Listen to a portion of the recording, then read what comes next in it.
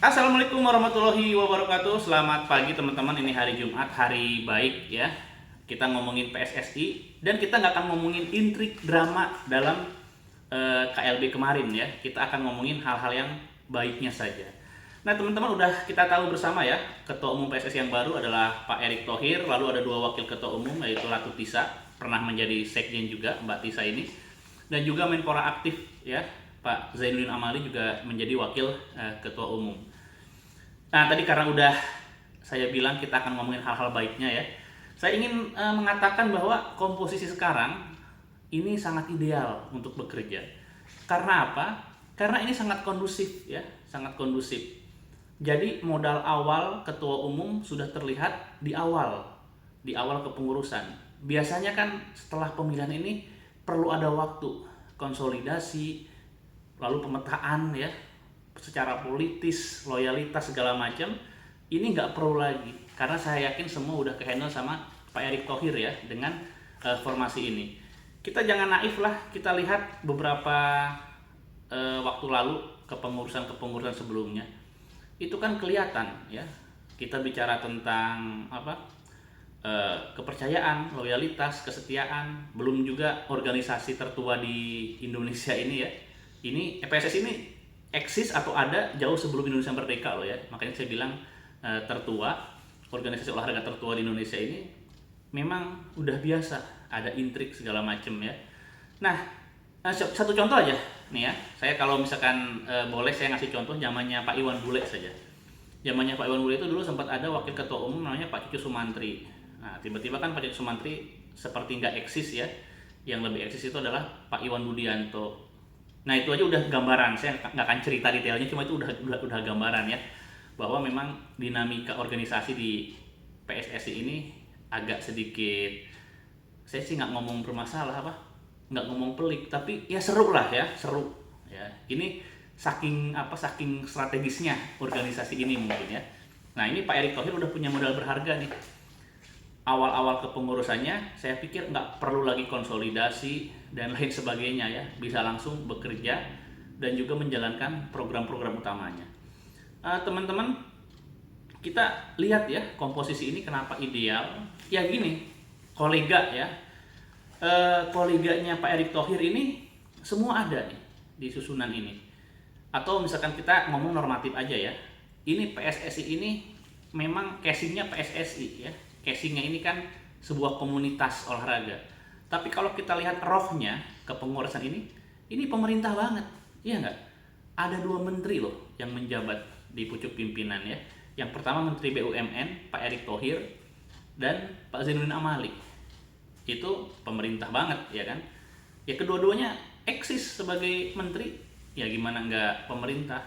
Lalu Ratu Tisa dalam berbagai dinamika terakhir ya, aktual, ini kan terlibat juga dalam basket.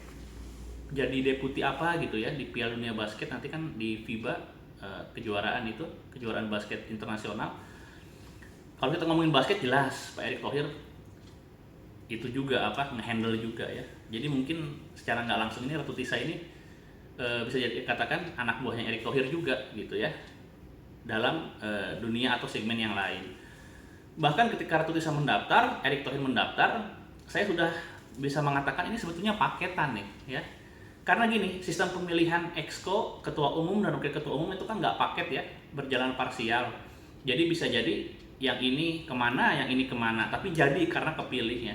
Nah tapi kalau misalkan Erick Thohir maju, Ratu Tisa maju, ini sebetulnya sepaket ya. Caranya adalah bagaimana mengondisikan mereka ini dua-duanya kepilih. Dan caranya saya nggak tahu lah, pokoknya kepilih aja ya. Nah itu udah settingan yang bagus sebetulnya. Settingan dalam arti positif teman-teman. Karena apa? Saya cerita sedikit ya. Pemerintah ini belajar banyak loh.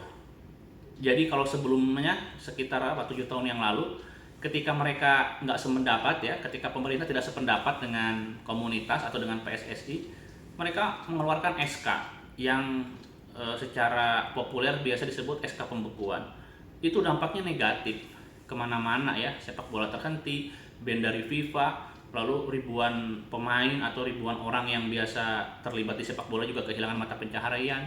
Itu dampaknya besar lah ya. Belum juga kita nggak punya akses ke kejuaraan-kejuaraan yang rutin diikuti, itu eksesnya besar. Nah kali ini pemerintah tahu nih bahwa kalau misalkan ingin menghandle PSSI dilakukan dengan cara yang konstitusional, sesuai aturan, ya, ikut aturan main. Aturan mainnya apa? Kalau di komunitas ini ada yang namanya statuta sebagai aturan tertinggi.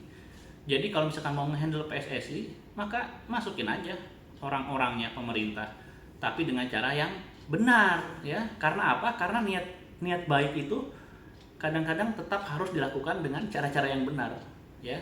Jadi pemilihan melalui voters, ya, menjadikan Pak Erick Thohir jadi ketua umum itu udah cara yang benar banget gitu.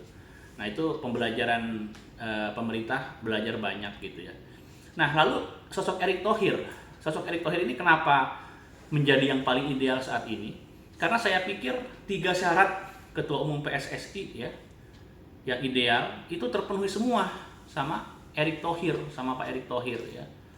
Yang pertama, kemampuan manajerial itu harus bagus, tentu saja harus baik ya. Dan Erick Thohir memiliki itu ya. Buktinya udah banyak sebetulnya ya, tapi kita coba urai dikit aja ya.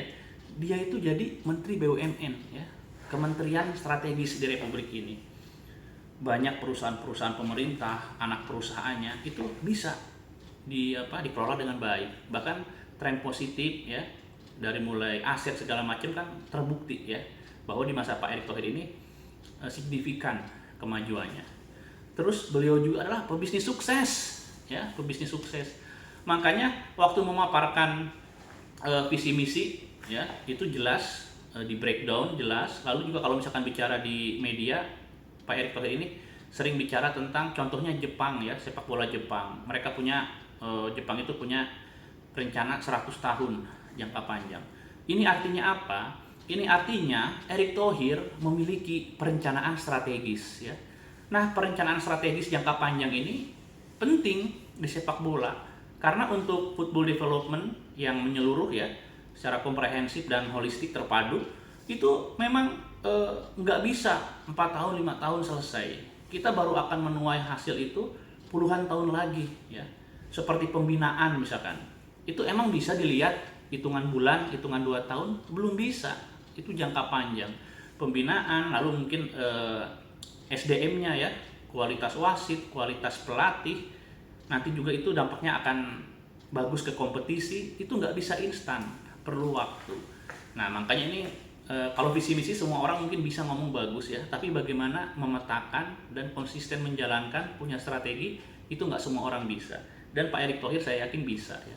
Beliau itu pebisnis, makanya kalau bisnis itu kan ada yang namanya BEP ya, break even point. Jadi keuntungan nanti dilihatnya nanti, tapi gimana ini cara balik modal dulu ya, nanti baru bicara keuntungan. Jadi bertahap ya, ada indikator yang jelas, ada pencapaian yang jelas terukur. Nah, Pak Erick Thohir paham betul itu. Itu kemampuan manajerial. Lalu uang, penting uang ya. Ketua umum PSSI kalau nggak ada uang susah ya. Ini kan untuk akses lobby segala macam ya, mungkin nalangin atau apa, banyak hal ya, memerlukan uang besar. Jelas Pak Erick Thohir punya. Kita nggak usah bahas kenapa dia punya uang, karena dia emang dari dulu ya, tanpa perlu jadi menteri, tanpa perlu jadi ketua umum PSSI, udah banyak duitnya ya, itu ya.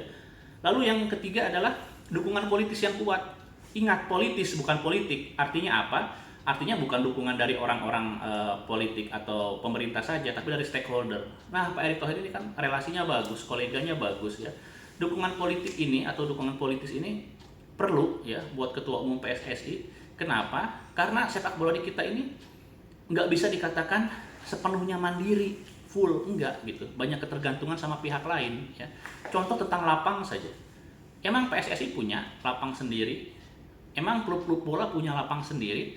Enggak ya. Jadi lapangan bola di Indonesia itu ya yang punya Pemda, lalu TNI, sebagian mungkin asetnya Polri ya pada nyewa gitu. Nah, masalah lapangan aja kan ribet ya.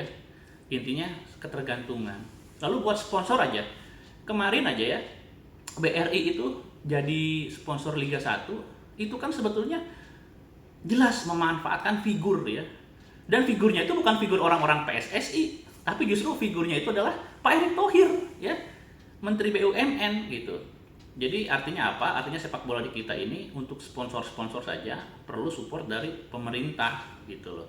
Nah makanya kalau misalkan hubungan baik dengan pemerintah nggak bagus, ya kalau digoyang dikit atau nggak sama stakeholder yang lain gitu, sama para pengusaha, para investor nggak bagus, ya kacau juga gitu ya. Nah itu jadi 3 syarat itu sudah terpenuhi di Pak Erick Thohir. Lalu kedepannya bagaimana? Kedepannya saya pikir tadi kan udah bilang ya, saya udah bilang bahwa ini secara modal awal udah bagus nih, udah sip kepengurusan ini ya. Ya bagaimana bekerja aja sih kalau kata saya, bekerja.